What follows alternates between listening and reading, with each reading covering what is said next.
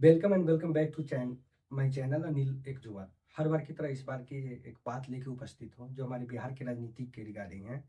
अभी हमारे तेजस्वी यादव जी जिन्होंने लास्ट 17 महीना तो वो मुख्यमंत्री उप मुख्यमंत्री रहे बिहार का। उन्होंने काफ़ी सारा काम किया। और उसके अलावा अभी जो लोकसभा का चुनाव होने वाला है तो उन उसके लिए बिहार के राजनीतिक में जो भी उथल पुथल है वो चलना शुरू हो गया है। और बिहार में जो हमारी राजद पार्टी है राष्ट्रीय जनता दल, उन्होंने अपना मैनिफेस्टो जारी कर दिया है कि हम लोग क्या क्या करने वाले हैं। उन्होंने लाइन ही शुरू किया है, उनका नाम है जो इसे उनके मैनिफेस्टो का सबसे ऊपर जो शीर्षक उन्होंने दिया है 24 में हमारे 24 जन वचन। जन वचन मतलब लोगों को बीच में एक वचन देता हूँ, 24 वचन देता हूँ 2024 के लोकसभा चुनाव के लिए, जो हमारे तेजस्वी यादव जी का कहना है। तो सबसे पहले हम बात करते हैं इन्होंने फर्स्ट वचन क्या दिया है। सबसे पहले इन्होंने नीतीश कुमार पर निशाना साधते हुए उन्होंने फर्स्ट लाइन लिखा है 1 करोड़ नौकरियां में, कि बिहार में 17 साल बनाम 17 महीने वाली सेम सरकारी जो नौकरी मिला है, मतलब 17 महीना जो पिछले बीता है उसमें काफी जैसे लगभग 3 लाख टीचरों को नौकरी मिला है बिहार के अंदर।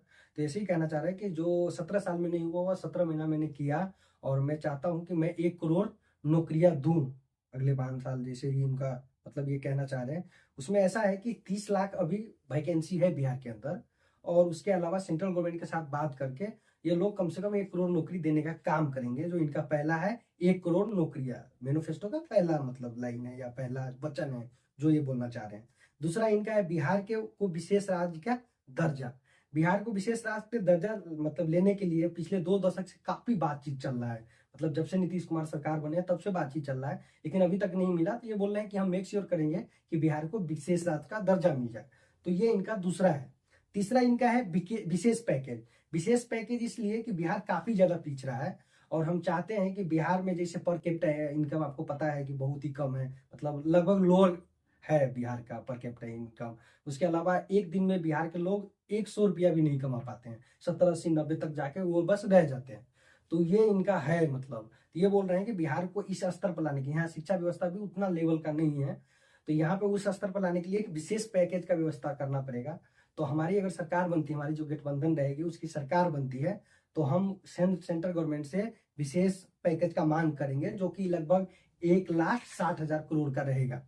उसके अलावा ये बोल रहे हैं कि हम अर्धसैनिक बल जैसे सेना एवं अर्धसैनिक बल जैसे अभी आया था ना ये अग्निवीर योजना, इस टाइप के सपोर्ट नहीं करेंगे हम लोग पुराना जो रहा है तरीका सैनिक भर्ती करने का, फुल टाइम जॉब देने का, ऐसा वाला ही रखेंगे, हम इनको हटा देंगे।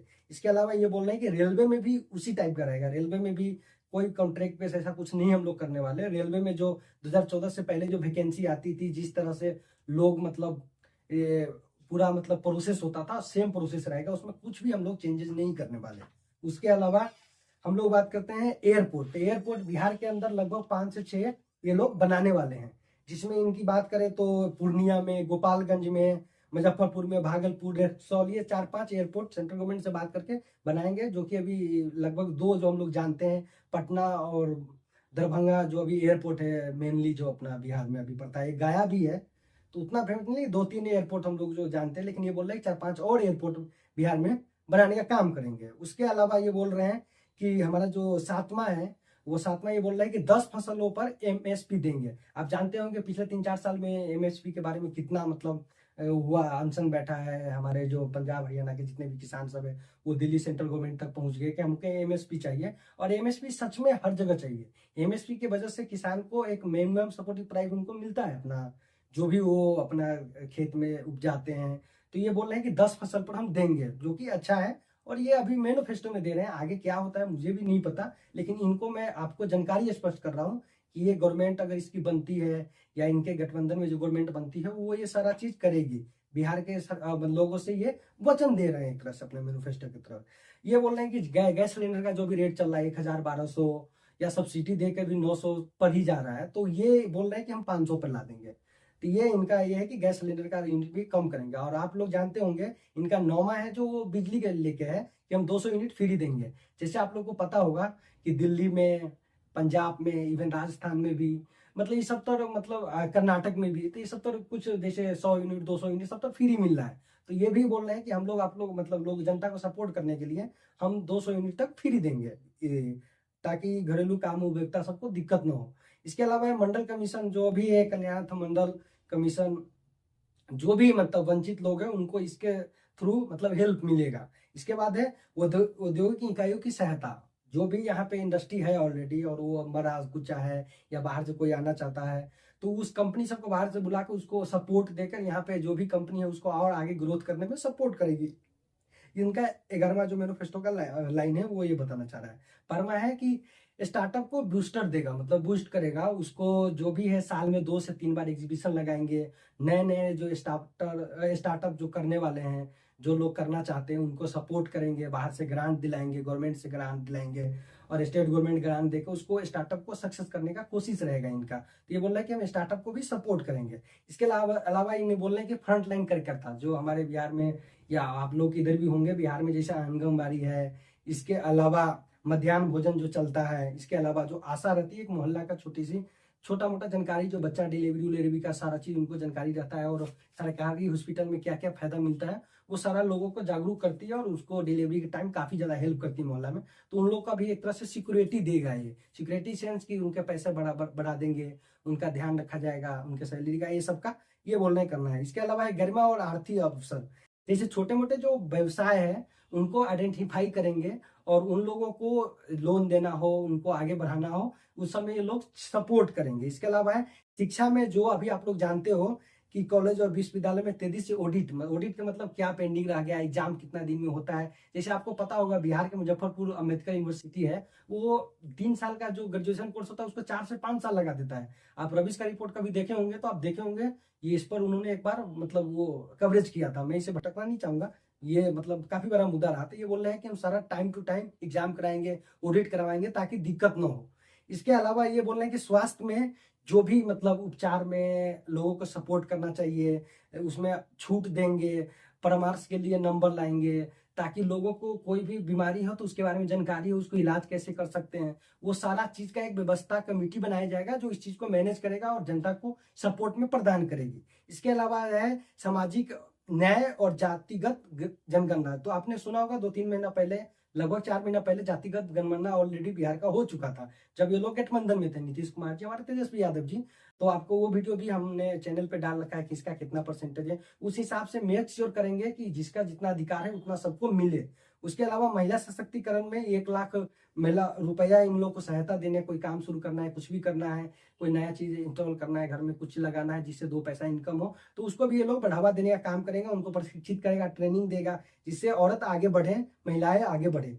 कानून और व्यवस्था, कानून व्यवस्था में जो पुलिस है, आप लोग सुनते होंगे काफी ज्यादा भ्रष्ट है बिहार का, तो उस चीज को ध्यान रखा जाएगा, उसको कम से कम किया जाएगा। इस पर ये लोग काम करेंगे और सभी ठेकों में दलित, पिछड़ा, आदिवासी समुदाय को हिस्सेदारी तय करेंगे। जैसे कोई भी काम मिलता है उसमें, तो सारा चीज में इन लोग कर रहा है कि हिस्सेदारी तय होगी, जातिगत जनगणना, पिछड़ा कौन है, क्या है, उसको कितना परसेंटेज मिलना चाहिए, ये बोल रहे हैं। इसके बाद युवा आयोग बनाएंगे। इसमें वर्तमान देश में बहुसंख्यक आबादी और युवा हितों के रखते हुए इन्होंने बताया कि युवाओं के बीच में क्या जरूरत है, किस चीज पर ध्यान रखा जाना चाहिए, कैसा शिक्षा होना चाहिए, कैसा ट्रेनिंग होना चाहिए, इस सब पर देखते हुए वो डिजिटल सर्वे करवाएंगे और युवाओं को क्या जरूरत है वो सारा पूरा करेंगे और युवाओं का ध्यान रखा जाएगा। उसके अलावा पुरानी जो पेंशन का योजना था, 22वां इनका मैनिफेस्टो का लाइन है, पुरानी जो पेंशन का योजना था उसको ये फिर से लागू करेंगे और वैसे ही सेम टू सेम रखेंगे। उसमें कितना चेंज हुआ है वो सब आपको पता ही है। उसके अलावा ये बोल रहे हैं कि हम इसमें ज्यादा कुछ नहीं करेंगे, बस उसको कंटिन्यू करेंगे और पुराने तरीका से उस सबको अपना चीज से मतलब मिलना चाहिए। उसके अलावा बिहार के अंदर फिल्मी इंडस्ट्री जो आप जानते हैं काफी ज्यादा भोजपुरी फिल्म इंडस्ट्री गंदा है, तो एक बढ़िया से सेंसर बोर्ड बना के सबको ट्रेनिंग देना, आर्टिस्ट को मतलब कैसे जनरेट करना है, उधर जैसे एनएसडी आप जानते होंगे सेंटर लेवल पर, वैसे ही स्टेट गवर्नमेंट अपना एक कुछ एनएसडी टाइप का बनाकर डेवलप करेगी, आर्टिस्ट यहाँ से निकलेंगे और आगे ऐसे ट्रेनिंग देंगे, सर्टिफिकेशन होगा फिल्म इंडस्ट्री के लाइन में। उसके अलावा बिहार में जो धरोहर का चीज है, जैसे आप लोग जानते होंगे बिहार में गया में जो बुधा वृक्ष है, उसके अलावा राजगीर में बुधा पीठ है, इसे जो भी मतलब डेवलप करने के लायक, जैसे सीतामढ़ी जानते होंगे वहां माता जानकी का जन्म स्थली है। उसके अलावा बहुत सारे ऐसे वैशाली है जहाँ पे वो इसको अशोक स्तंभ है, नालंदा है जहाँ पे नालंदा विश्वविद्यालय का पुराना अवशेष पर, तो उस सबको डेवलप करके एक पर्यटन स्थल बनाएंगे और इस लोगों को जनोद्धार करेंगे ताकि यहाँ पे लोग आए और बिहार को नजदीक से देखें। तो ये सारे जो 24 जो वचन है जो लोगों के बीच में बताया है हमारे जो तेजस्वी यादव जी है, तो मैं वही बताना ये इस वीडियो का मकसद था। और शायद मैं सही हूँ कि आपको बता पाया हूँ और आपको भी अच्छा लगा होगा कि तेजस्वी यादव जी ने जो अपना मैनिफेस्टो जारी किया उसमें क्या क्या है। तो अगर ये वीडियो आपको पसंद आया हो तो मेरे वीडियो को लाइक कीजिए, चैनल को सब्सक्राइब कीजिए और शेयर करना न भूलिएगा और बिहार के राजनीतिक पर नजर बनाए रखिएगा। चलिए मिलते हैं अदर वीडियो में। धन्यवाद।